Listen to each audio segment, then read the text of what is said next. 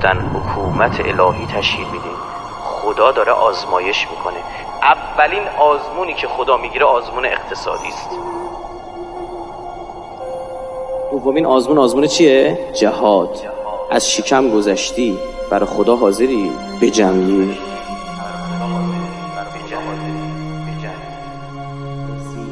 رسیدند به زمین مقدس، دیوارها شدیدن. گفتم موسی بریم دیگه. گفت عیبی نداره بریم، منتها خدا یه فرمانی داده. گفت با چه فیلمی داری؟ گفت فیلمی ندارم، خدا گفته در این سرزمین قوم ستمکاری ساکنن، اونا رو اول شما بریزید بیرون بعد برید.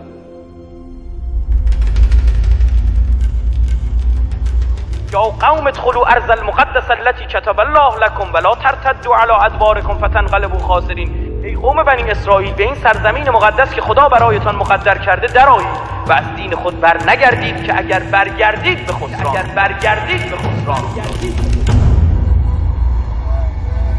گفت رسیدی به زمین مقدس، نری توش چی شدی؟ خسران کردی. عزیز دل من و تو داشتیم به کدوم سمت رفتیم؟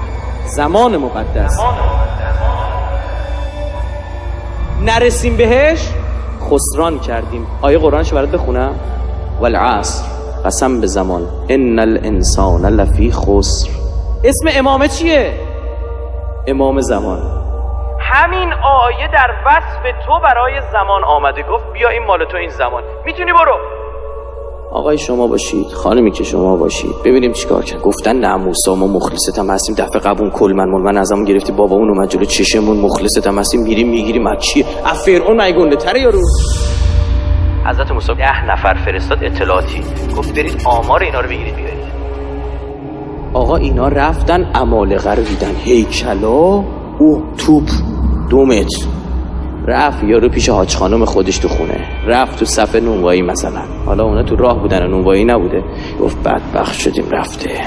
جای سوتی ندیا، نفهمه به شما گفتیم ضایع میشه، ازمون خواسته نگیم. چی شده مگه؟ اون اردو آوردنش دیگه، اونم غذا دادنش بود، اینم از اردوگاهش. 4 تا اراذل و اوباشون تو هم غمه دارن. بیا ببین آقا، عملیات روانی علیه خودشون کردن، بیا و ببین، ریختن به هم دست، میلرزیدن. میگفت بابا بیاید برید. میگفت نه. موسی مگه ما چه پدر کشتگی با ما داری؟ برای چی میخوای ما رو بکشید؟ میگفت چرت و پرتا چیه؟ بیاید برید، خدا قول اینجا رو بهتون داده، برید وارد بشید. شما باید به دست خودتون این کارو بکنید. اگر همشو قرار باشه خدا انجام بدی که تو چی کاره این وسط؟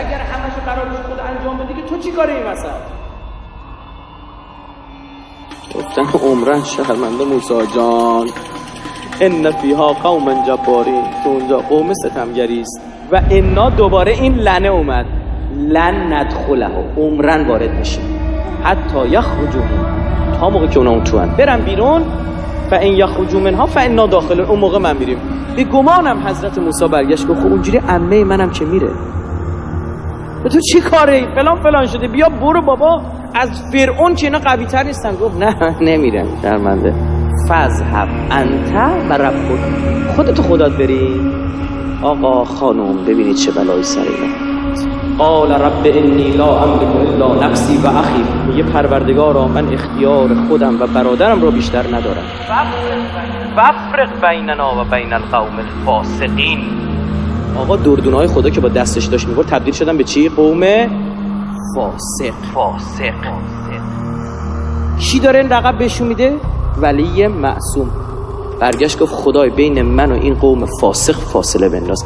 اولین اتفاقی که میفته این آزمون کم بیاری، خود ولی معصوم ازت میگیره. حضرت علی شب 18 ماه مبارک رمضان چی گفت؟ گفت خدایا منو از اینا بگیر.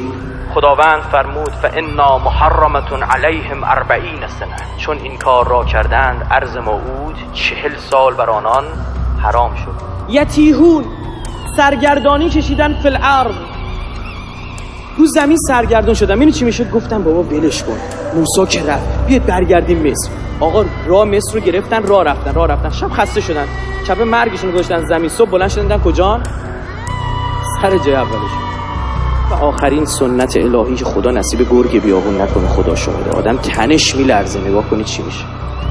و بما نقضهم میثاقهم، و چون میثاق خود را نقض کردند، عهد بسته بودن دیگه ها، مثلا خدای میریم به زمین ها لعناهم، لعنتشون کرد. و چون لعنت بشی ببین بعدش چی میشه. و جعلنا قلوبهم قاسیه، دلاشونو سنگ میکنیم. دلاشونو که سنگ بکنیم چی میشه؟ سریع بر نمیگرده بگه غلط کردم. ببین خدا با چپ افتاده دیگه. چون قسی القلب شد یهود به جایی رسید که توی بین الطلوعین 70 تا پیغمبر رو سر بردن.